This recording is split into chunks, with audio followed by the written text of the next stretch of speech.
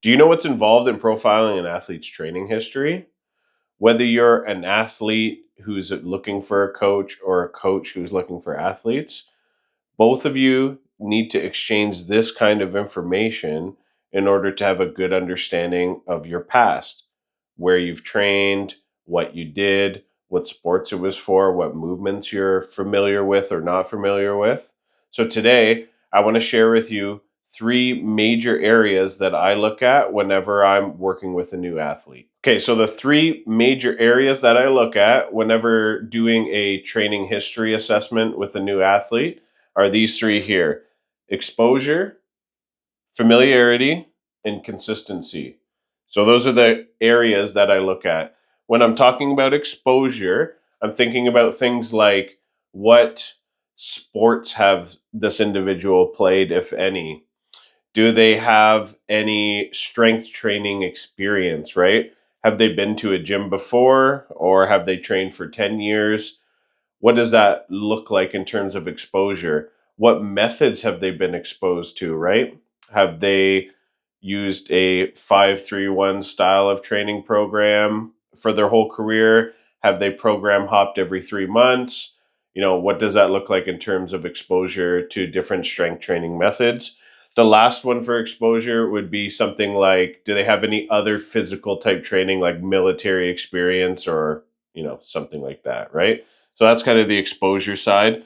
Familiarity, we're going to answer or ask the question and get the answers to what are you like familiar or comfortable with, and what are you uncomfortable with, right? So this could be things like certain movements that they're comfortable with. Going back to the last, lecture we did on finding limitations, I talked about likes and dislikes. So this kind of falls into the same category here.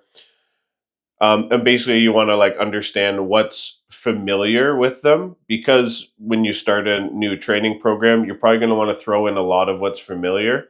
Most people, if they have too much change too fast, right? If you just find out what they're uncomfortable with and you just only do that, um, they might not stick to it. It might be too daunting. They might not enjoy it, and then maybe they're not going to get to their goals, right?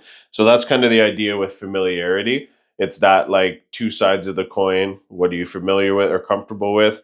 What are you uncomfortable with?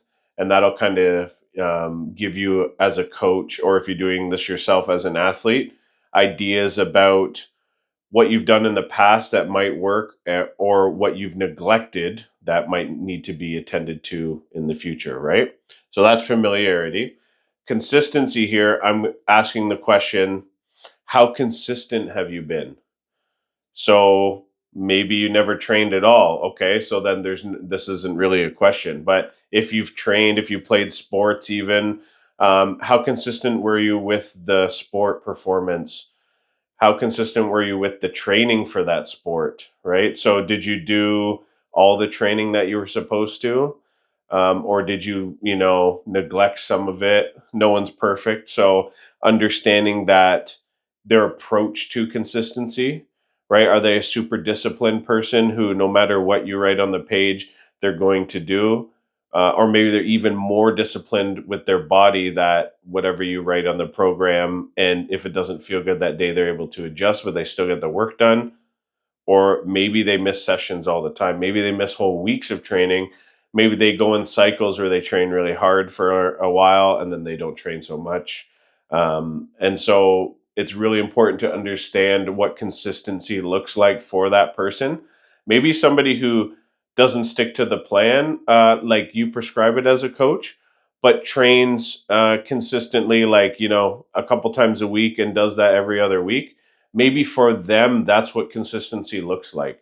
So knowing that allows you to see how that will deviate from you as a coach or you as an athlete evaluating for a new future you want, how that consistency difference exists. And maybe as a coach, you might have to adapt to their version of consistency to keep them on track. Or maybe they might have to adapt to your version of consistency because the goal is so big and so lofty that that's what it requires. But anyway, so those are the three categories that I look at: exposure, familiarity, and consistency when evaluating an athlete's training history. So, of course, there's a lot of nuance and specific questions that come along with each one of these categories. So, if that interests you and you want to take a deep dive on it with me, then head over to the Strength Network, sign up, and you'll be able to get even more of my insights about performing training history assessments.